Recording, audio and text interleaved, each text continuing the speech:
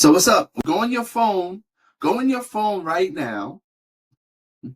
Let everybody know that you are looking for deals. You're looking for real estate to help them out. You want to help them out with any real estate problems. All the people in your contacts. Once everybody knows a couple of times over, then someone's gonna finally call you. Hey, I got my mom's house for sale. Just like somebody called me. Somebody contacted me. Somebody I know contacted me. Hey, I need to sell my mother's house. Great. Talked to them, found out the situation. So now my job, which would be your job, now we got to run the numbers. All right. This is where it gets good, because now you can figure out if you can make some money, if the property is worth your time. I'm going to save you time by not running around. First of all, you don't want to babysit a house that is not worth anything, because they could be asking too much. You have to know what your numbers are. The person that's selling the house could be wanting too much. What do they have in mind? The numbers might not be right. So you have to know how to do the numbers. And the one thing I'm going to go into in this video is we're going to go over the value of this property. We're going to go over the ARV. Right? We're going to look at the value of this property. ARV is after repair value. So meaning after it's fixed, what's it worth? Once we know the ARV, we can now figure out what we're going to offer them.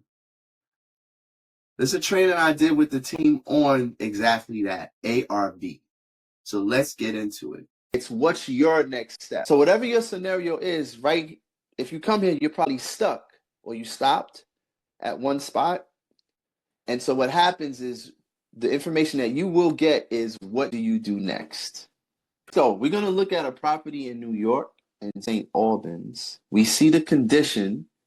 Okay? I found this where someone reached out to me from my contacts, watching me just throw stuff up on my Facebook and my Instagram. So he contacted me and asked me if I can help him sell this house. His mother lives there, his mother and his dad, but they want to sell because she's getting older and they want to downsize. One of the reasons why real estate will always be true and is constant, because families either grow or families get smaller. So you don't need all that space, or you need more space. Just because of that simple fact, basic humans, our population is always changing, grow or get smaller. That's why real estate will always be true business to get into, even if you got another business. All right. So mom wants to get smaller. They got this house in Queens and they want to put her and dad in like a smaller condo closer to him so he can tend to them, as opposed to them being in New York. All right. So what I'm going to do, that's how I found it. I'm going to share the condition. All right. So this is the condition of the property. Oh, I'm not sharing. Y'all wasn't going to tell me? Y'all wasn't going to tell me that I wasn't sharing? Nobody was going to mention? Yo, they was gonna let me drown. We're letting you rock, bro. He's gonna let me drown. I know. Here we go. So here is the property in St. Albans where they're trying to downsize. So here's the area. It's a brick house. I think it's semi-attached, meaning it's attached on one side. No, actually, I think it might be fully. So this is the son that I know. He's taking pictures of the property. This is here. I don't know what he's taking pictures of. Well, you see it's a brick, and I guess from here you can tell that it's not bad condition. The gutters are good. The brick.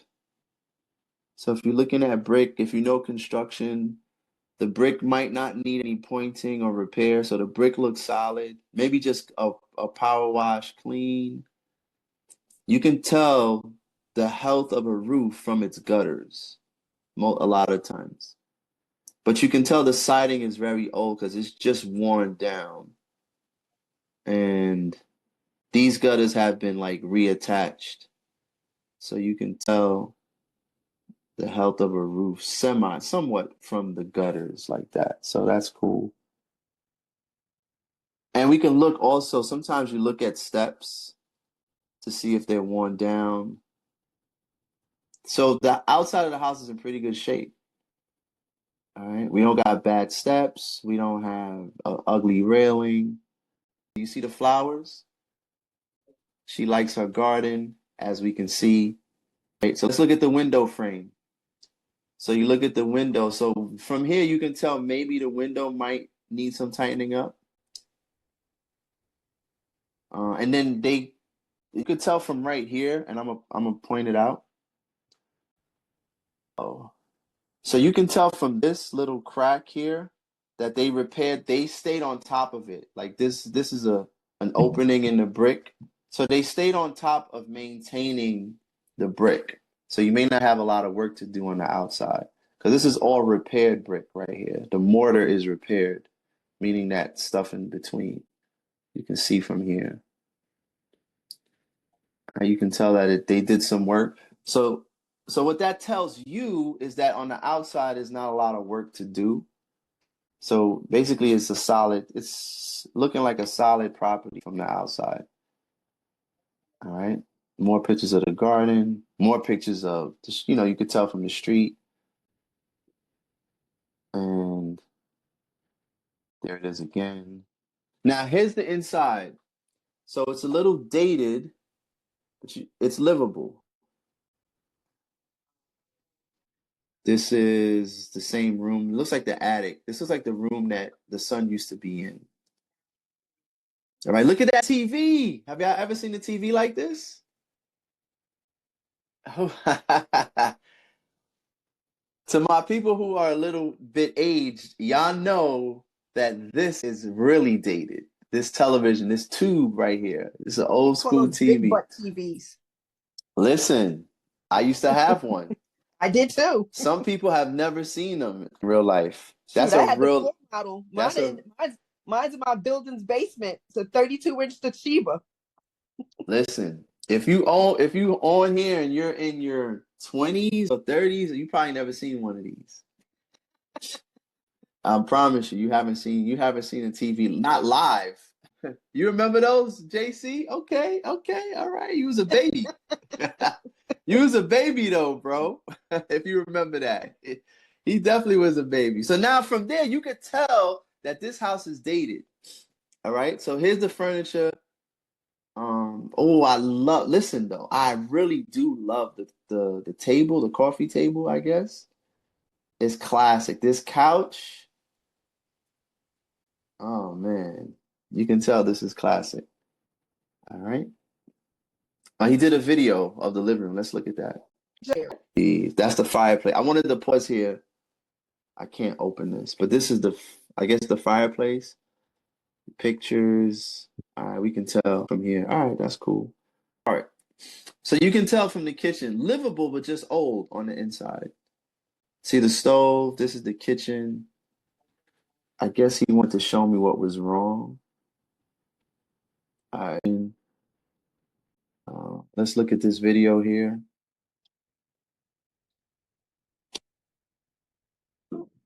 All right. See, kitchen is simple. Few cabinets, not even a lot of space in there. There's a dining room. So the reason why I'm looking at all of this is to tell the condition of the property, and then I'll show you what it is I would do with this. So this is the rest of the pictures from the outside. Okay. All right, cool. So let's go to a whiteboard. So now in this property, I found it I call it warm market. So people that know me contact me about this property. So now I'm looking at the condition to see how much the repairs would be for this property. How much needs to be fixed on the inside? We looked at the exterior. Exterior is pretty good, not much on the outside, but definitely on the inside, interior is dated, meaning just old. Now, what would I do with this property? New York City is an equity type of city. right? So meaning it's a decent flip market. So New York is a fix and flip market. This rentals may work. It's just that sometimes prices on a property on the market are so high that a lot of times rentals you kind of just break even, right? And the other thing that may work in New York is short-term rentals, but that's another training, right? So really, this property here would be probably good for a fix and flip, meaning I could either fix and flip it or wholesale it. So what I'll do is I'll start with the wholesale strategy for this, which always will always lead to the fix and flip. So I'll start with the wholesale, and I'm looking at it, and what would my fix and flipper, the person I sell it to, right? How much work do they have on repairs?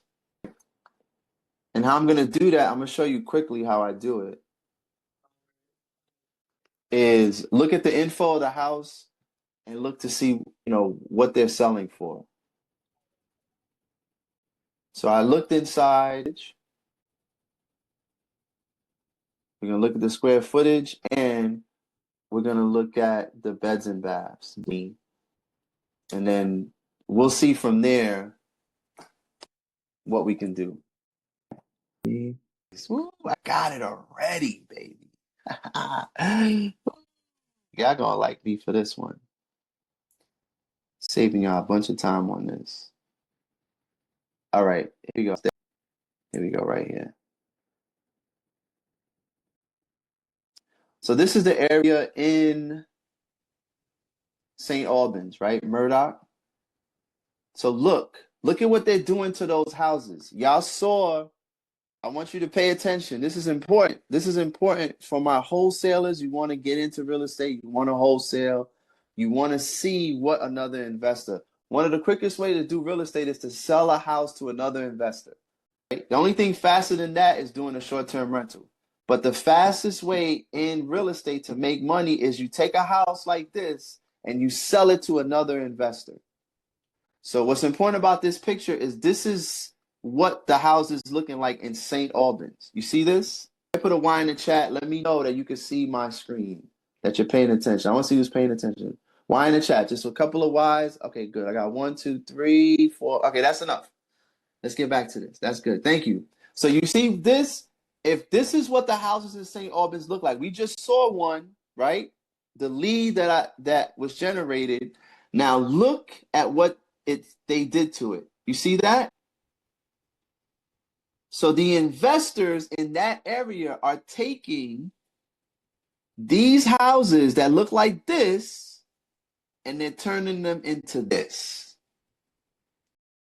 Hey, what's going on? I just wanted to step in here really quick and just say, hey, if you want to get trainings like this for yourself live, I did this training as part of our community during the live session. So if you want to get the live experience and be part of training like this, where you can just ask questions and you can get your questions answered right then and there, you could check out our investing community, our real estate community, and I'll leave the description. I'll leave the link to our community in the description. You can just check it out and see if you want to experience trainings like this in a live setting where you get your questions answered immediately. All right. So tap in if you want. I'll leave the link to the community in the description and you can check us out. All right. Let's get back to the training. This is why I said it's an equity market, meaning that it's a fix and flip market. And what that means for you is that they'll purchase that house from mom, right? And they'll spend a whole bunch of money to blow it up. That's what that means. Because they're spending, you see what they're doing? Look at it's the same corner. And how you look at this is you go to Google. I'm going to tell you how to look at this, right? If you ever want to see, you see a new house, to see what it looked like before, you go and you look at the date. On Google, you see this is October 2022, right there, Google Street View. So what you do from here is you put the most recent date. No. Sorry, my bad. This is the current Zillow picture. So I went to Google and looked to see what it looked before back in the day. That's what happened. I'm sorry. That was the steps. So this is the Zillow picture right here. This is what Zillow is good for, y'all. This is Zillow. This is for sale now. Right? So I took the same picture and I went backwards back to 2022 to see what that same block, the same house looked like. Y'all got that? So now we have an idea of what these fix and flippers are doing over here. All right. And then I'm going to tell you the numbers really quick. Look, here's another picture, right? So this is what it looks like on the corner. Okay. And now this is what it looks like when they redid it on the outside. This is just on the outside. Right? So what that means, this is for sale for a mil. This is for sale for 1 mil, 1 milli. So being that we're on a mastermind and I'm going deep on strategy, right? What happens is this. So now that I know what they're doing, now that we could look at the numbers even more. What do I have to get it at in order to do a good wholesale? Okay. What do I have to get it at to do it on a good wholesale? And this is what I'm going to tell you. I'm going to do this on the whiteboard, right? To save time. So on Zillow, it's for sale at 1 mil, right? I also looked in my software, my investor software, right? What are the prices that these houses are going for as is now? So I saw numbers as low as same properties as low as 400K, 500K, and 600K. Then it was a jump to like 1 mil, 900,000, and 800,000. Okay. So these numbers, what I saw, this is what I assumed, right? That investors are buying them at this number here, doing the renovation here, they doing the reno, and then they're selling them for 1,900,000 is and no lower than 800. You see this? This is the purchase. Here, 400, 500, and this is the resale. And so this is the rental. So anywhere between like around 200K they're spending on average on the renovation.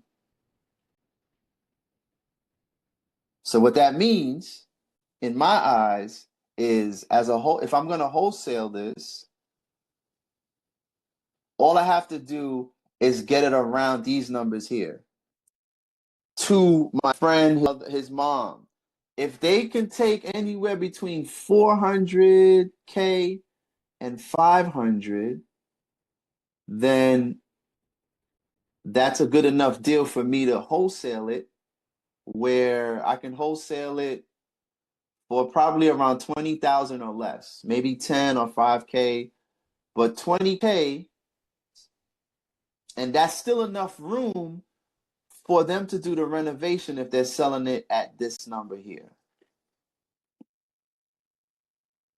So I just gave everyone, that was the quick version, right? That's the quick version. I did the research. I'm just telling you what the numbers are and where I would have to go and negotiate to get it at, right? Probably no more than 500,000. I think between 400 and 500, if I can give mom this number here, if his family would take this, then I can wholesale it for 20 because the investor's going to go on the market trying to sell it at a mil or like 900K. Got it? Questions? Did I lose you? Because I just did the numbers without going through all the websites and everything and all the tools that I use, because that takes time for me to show you. But I just wanted you to see what the entire picture is from when the lead was generated, and how I can determine when I go back to negotiate now, because now I have to go back and make the offer to the seller. So first you find, remember, in real estate, you're going to find a property, number one. Number one, you're going to find it. Number two, you're going to analyze it. And number three, you're going to make the correct offer so you can get your bag to make your money. That was an ugly bag. Here we go, right here. The offer is where you make your money, the right offer, the right price. So if you're learning, if you already experienced and you want me to go somewhere with this, you want to check, you want to see something, or you got a question, let me know. I'm open for questions, and I can help you out. All right, so if you have any questions, leave your questions in the comments, get back to you. And if you want to tap into the community, be part of these trainings live, I'll leave the link in the description. You can be part of the community so you always know what's going on ahead of time.